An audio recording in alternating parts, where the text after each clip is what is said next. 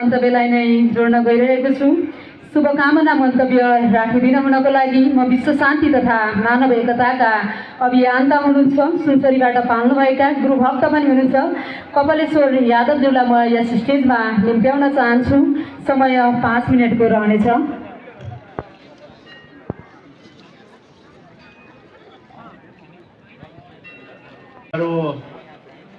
गोड लगेची नमस्ते। सबैभन्दा पहिले हाम्रो आदरणीय गुरु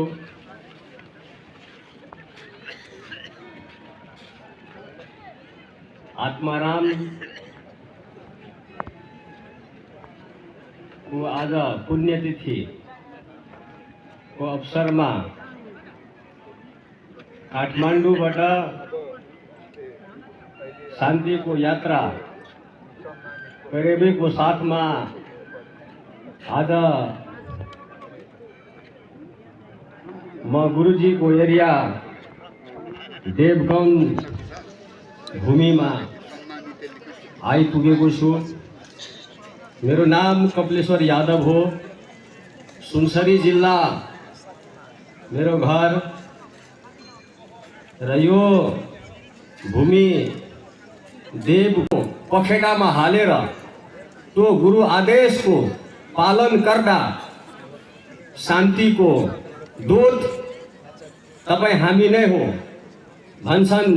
एभ्रीहरू र यो मेलामा यो पर्वमा सहभागी हुनुभएका तपाई तमाम आदरणीय महिला तथा सजन वृन्दमा गुरुहरूको कृपाले म यो माटोलाई म यो ठाउँमा प्रवेश गर्ने बित्तिकै यो माटोलाई चाहिँ मैले मेरो शिरमा लगाएर मैले मेरो परिवारको सोच,